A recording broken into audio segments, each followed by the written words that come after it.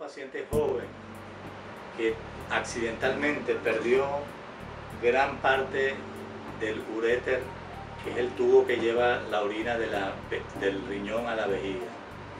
Entonces hubo que colocarle en forma, si se quiere, de emergencia y para evitar daño del riñón, un tubo en forma percutánea que se llama nefrostomía percutánea, con la finalidad de drenar el riñón, porque la orina que se formaba podía recolectarse alrededor del riñón, que es la zona que se llama retroperitoneo, o obstruir y dañar el riñón, infectarse, etc. Entonces, para evitar eso, le colocamos un drenaje externo que se llama nefrostomía percutánea, que nos va a permitir estudiar al paciente y ver la posibilidad de reconstruirle el uréter o reconstruir el daño que ha ocurrido por el accidente que tuvo en el uréter.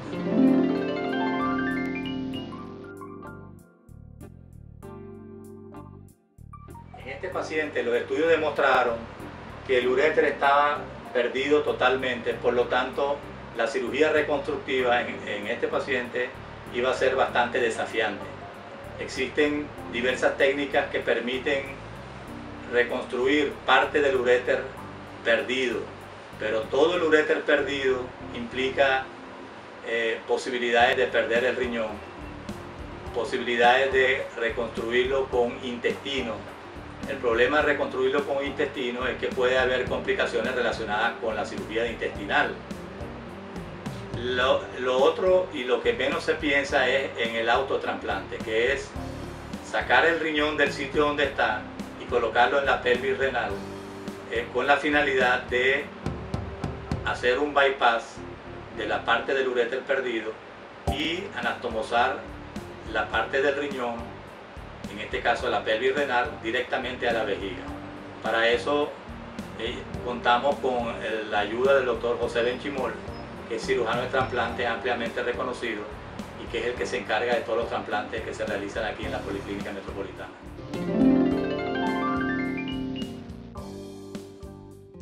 Como mencionaba el doctor Mora, se habla de un autotrasplante cuando el órgano que se va a trasplantar proviene de la misma persona a la que se va a trasplantar.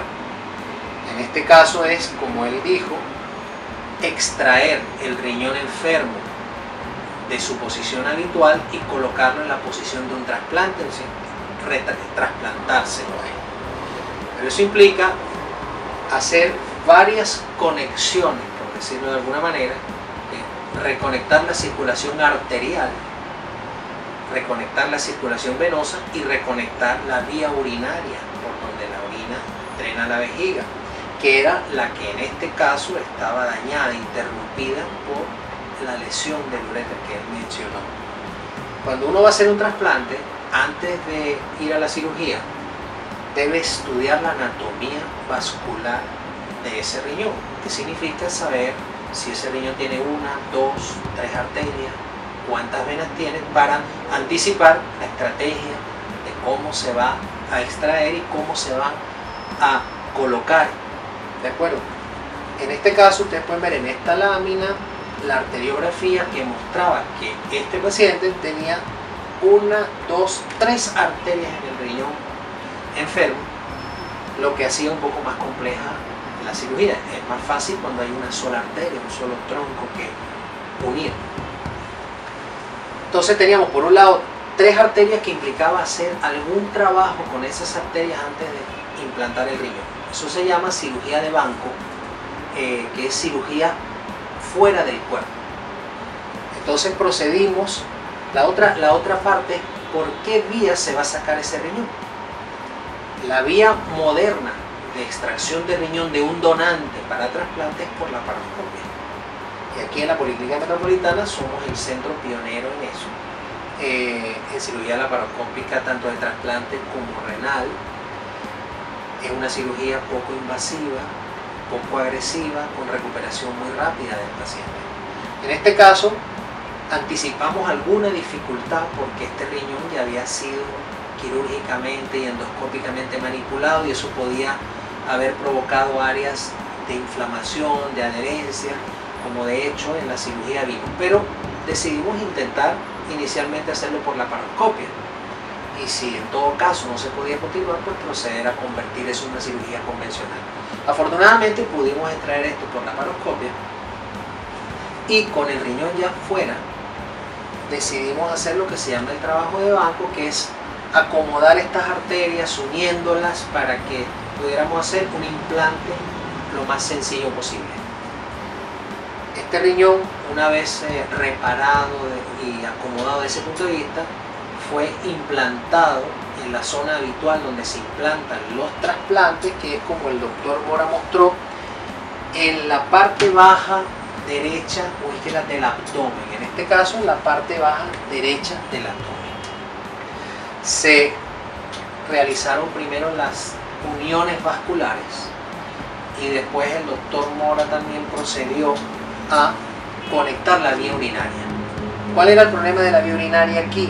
Que era muy corta, no estábamos seguros que hubiera suficiente distancia, la distancia fuera apropiada para unir la vía urinaria a la vejiga.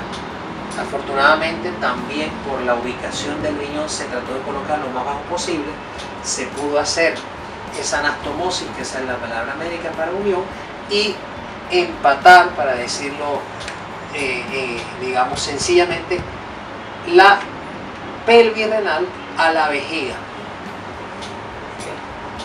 Inmediatamente que se terminó la intervención pudimos comprobar que el riñón tenía buena circulación, que comenzó a orinar y en lo cual ya nos anticipa un pronóstico favorable.